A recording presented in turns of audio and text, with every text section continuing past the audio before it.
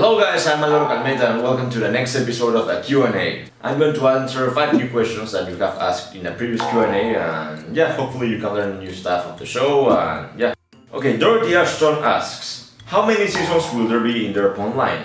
So the prequel season is going to be the Mesa arc, that is the one that I launched last year. Then comes the Shadow arc, that is the season where Mesa turns into the Shadow.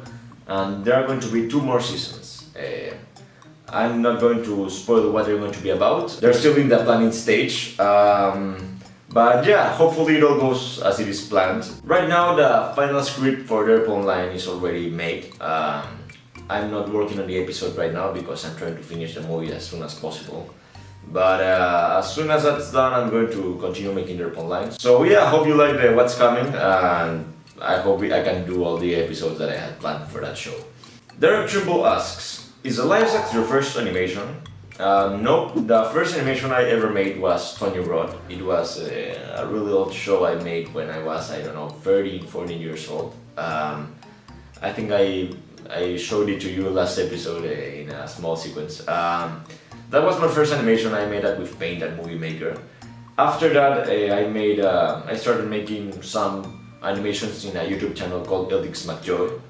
It's a really old channel I had.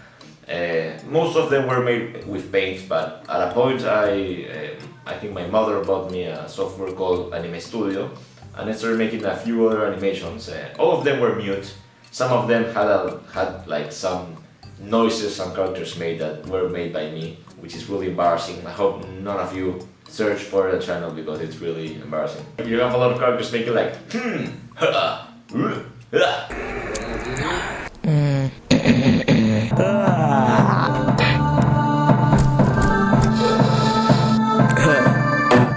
all of those voices were made by me when I was like 14 years old. So after I finished with a lot of the episodes of Eldix McJoy, I started making the movie of the century that was like, at that point was the most successful thing I had ever made. It was based on a comic I made when I was really small. It was like a Smash Brothers of every character ever. So you can see Tunathon is kind of an evolution of that concept. And after the show I had the idea, I wanted to make something that was mine, so I made the Lyosacks. A lot of people back then were torn about that idea. They didn't like the idea of me making another show other than Movie of the Century. But funny thing is that the Lyosacks is much bigger now than that. So I'm really happy I made that choice. And I'm really glad that I could make a show that was mine with my characters, with my world and all of that. So let's see what the future holds up, Happy Taco asks, what was your top 5 favorite episodes of the Lyosacks? This is a good question. I can only answer it from a personal level because from a creator point of view it's really different than if you are like a viewer or something like that. So number 5, I think it's Mafia Wars 4. That was a really fun episode to make back then. It was the longest episode of the Lyosacks back in the day. And it also finished the Moritini storyline, so it was a lot of fun to make and I really, it's one of the episodes I look back the most. Number 4 is Closure. It was one of the most feeling episodes, the most sentimental one. I'm really happy that that episode had that strong of a reaction. Many of you think that's your favorite episode and I'm really happy it is because it's one of the episodes that made a lot of you reflect about the relationship you have with your parents and things like that, and it makes me very happy to see that that's a reaction it has. So number 4. Ironically, number 3 is Battle Advance 3. Because that episode, I think it represents the Lyosacks the most, That episode just tells you that story of these guys that want to be a band but are not really ready to be one. They have to face this huge crowd. It's an episode that represents the show the most, I think. Number 2 is episode 0. That one, I think the most recent episode I've ever made. Because I could finally play with a better style of animation with the characters. Like if you watch episode 1 of the show, everything is really plain, the characters move around, you almost always see their entire body, and I had no knowledge of composition at all. And that's the fun thing about episode 0, that actually ironically is the last episode I've ever made. I mean, it sounds kind of silly, but if you really look into it, it looks more polished, it looks better done, and as a creator I really loved making that episode. so many years after episode 1, you know. So yeah, number 2. Number 1, I don't know if it's kind of an unpredictable choice, but actually it's Nazi Zombies 4.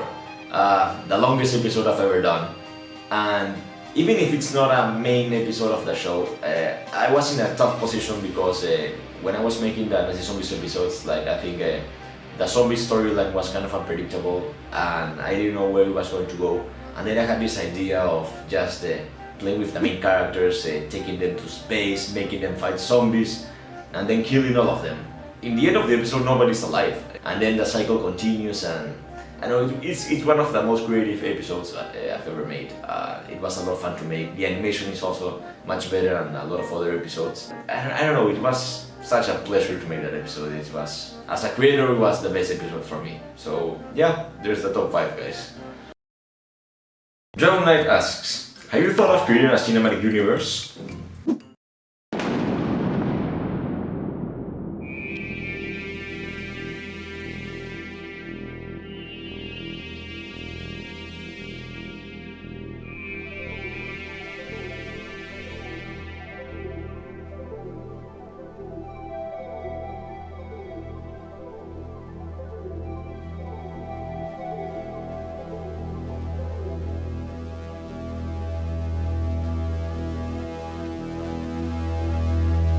Not really.